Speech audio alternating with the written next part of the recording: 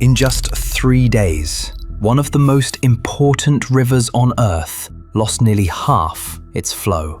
Not over months, not over weeks, 72 hours. No explosion, no dam failure, no massive diversion project. Nothing obvious. When scientists first saw the data, they didn't panic. They dismissed it.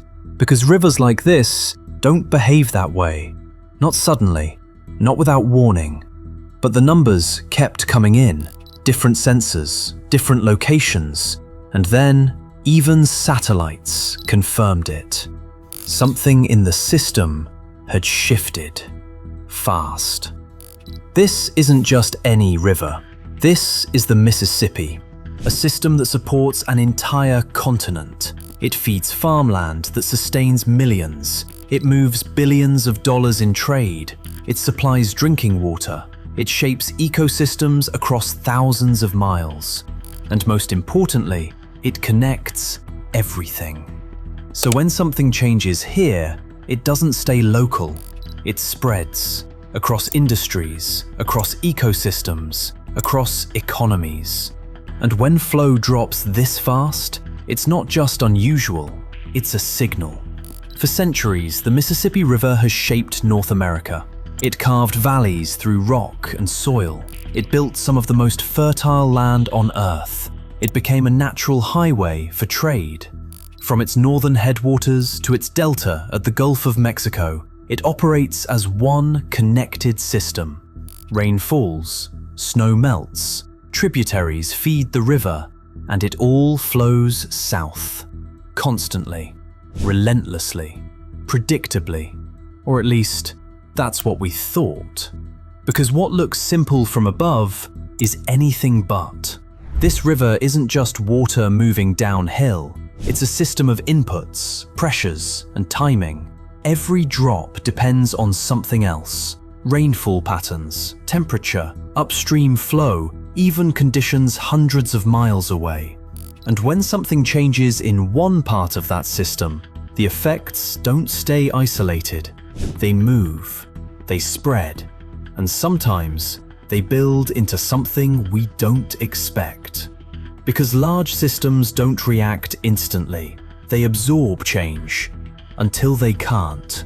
Small shifts accumulate. Delays overlap. Pressure builds beneath the surface. And when enough of those changes align, the system doesn't adjust gradually. It responds all at once. And from the outside, it looks sudden. But in reality, it was building the entire time. This is not a mystery system. Nearly everything about the Mississippi is measured. Flow rates, water levels, sediment transport, tracked by satellites, ground-based sensors, decades of data. Over time, that created something powerful. Confidence. Not perfect understanding, but enough.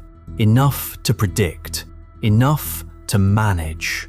So when something shifts this dramatically, it doesn't just raise questions, it breaks the model. Because models depend on patterns, on consistency, on the idea that the future behaves like the past. And most of the time, that assumption works. But when reality stops following those patterns, the system doesn't just become unpredictable, it becomes misunderstood. And that's the dangerous part. Not that we don't have data, but that we trust it to behave in ways it no longer does. Then something broke the pattern. At first, small, easy to ignore. Then consistent. Then sharper. Then faster. Within roughly 72 hours, entire sections showed significant decline. Not gradual, not seasonal, fast. Too fast. And that's what made it different. Because rivers don't usually behave like this.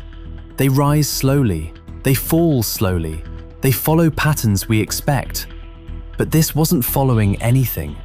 The change wasn't spreading over weeks, it was happening in real time. Too fast to explain with normal cycles, too fast to fit existing models. And once that realization set in, this wasn't just unusual anymore. It was something else, something no one was prepared for. Because when a system this large changes that quickly, it's not just a variation, it's a break in behavior. A signal that the underlying conditions, the ones we rely on to predict everything, may no longer apply. And that's when uncertainty becomes real. Not theoretical, not distant, but happening right now. The data must be wrong. Sensors fail, systems glitch, it happens. Engineers checked everything. Hydrologists compared patterns, multiple stations, independent systems. Same result. This wasn't a glitch. This was real. And that's the moment everything changed. Because once the data is confirmed, the explanation has to follow. There's no dismissing it, no ignoring it. Only one question left. If the data is correct, then what's causing it? Because the system hadn't changed gradually, it had shifted suddenly. And when something that large behaves that differently, it means something deeper is happening, something not immediately visible. Because data doesn't create problems, it reveals them. And once it reveals something consistent, you're no longer dealing with uncertainty. You're dealing with reality that hasn't been explained yet. And that's the most uncomfortable position in science, when you know something is happening, but you don't yet know why. And then came the confirmation no one wanted. People started noticing it. Riverbanks stretching outward, sandbars reappearing, water levels dropping. Boats that once moved freely now struggled. Barges slowed. Some stopped entirely. This wasn't just data, you could see it.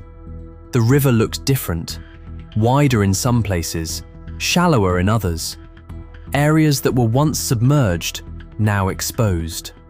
Land where there used to be water, silence where there used to be movement. And that's when it became undeniable. Because once something becomes visible, it's no longer a theory, it's reality. And reality doesn't need confirmation, it's already happening. There's no interpretation left, no margin for error. When people on the ground start seeing the same thing the data was showing, the gap between measurement and experience disappears. And that's when awareness spreads, because you don't need instruments anymore. You just need to look. At first, it seemed obvious. Drought, simple, logical. It made sense. But something didn't add up. Drought is slow. This wasn't. And in systems like this, speed matters. Drought usually builds over time. Weeks, months, sometimes years. Water levels drop gradually. Soil dries out slowly. Reservoirs decline in predictable ways. You can track it, model it, prepare for it. But this didn't follow that pattern. The change was too sudden, too sharp, too synchronized across different regions. And that's what made it dangerous. Because when something looks familiar but behaves differently, it can be misinterpreted. And in complex systems, misinterpretation delays the real answer. Which means the system keeps shifting while we're still trying to explain it. So the question changed. Not, is this drought? But what combination of factors could cause this? Because complex systems don't fail in one obvious way. They compound. They amplify. One small change rarely causes collapse, but multiple small changes happening at the same time can interact. They build on each other. What starts as a minor shift in one area can trigger effects somewhere else, and those effects don't cancel out. They stack. They reinforce each other until the system behaves in ways that no single factor can explain. That's the nature of complexity. Not one cause, but many. Not one failure, but interaction. And once you start looking at the system that way, the answer changes. Because now, you're not asking what went wrong. You're asking what changed all at once. And more importantly, how those changes connect. Because timing matters. If those same factors happen separately, the system might absorb them. But together, they overlap. And when multiple pressures hit at the same moment, the system doesn't respond normally. It accelerates. And that's when small changes become something much bigger. The Mississippi is not a single river. It's a network, a vast web of interconnected waterways. Each one adds water. Each one stabilizes the system. If one weakens, others compensate. But if several weaken at once, everything changes. Because stability in a system like this comes from balance. Different inputs working together. Rainfall in one region, snowmelt in another. Tributaries feeding the main flow. Each part supports the whole, but that also means each part is a point of vulnerability. If one tributary drops, the system adjusts. If two drop, the system strains. But if many drop at the same time, the system can't compensate fast enough. And that's when changes become visible. Not because one thing failed, but because everything weakened together. And once that balance is lost, the river doesn't just slow down, it shifts. Then there's what you don't see. Beneath the river, groundwater systems. The river begins losing water downward. Not dramatically, not visibly, but constantly. Like a slow leak spread across thousands of miles. And that's what makes it difficult to understand. Because nothing appears to be happening. The surface looks normal. The flow still exists. The river still moves. But below that surface, water is shifting, seeping through layers of sediment, moving through porous rock, disappearing into spaces we can't easily observe. This isn't a single point of loss, it's distributed. Every mile of river, every layer of ground contributing a small amount. And individually, those losses seem insignificant, but together, they add up. Because when water leaves the system underground, it doesn't come back quickly. It becomes delayed, redirected, or completely removed from the surface flow. And that changes everything. Because what you see in the river is no longer the full picture. And more importantly, it's no longer a closed system. Water isn't just flowing through the river, it's exchanging with the ground, which means part of the system is effectively invisible. And what we don't measure well is often what matters most. Individually, nothing extreme. Together, they amplify each other. This wasn't one cause, it was everything at once. Drought reduces incoming water, heat increases evaporation, ground systems pull water downward, human usage removes even more.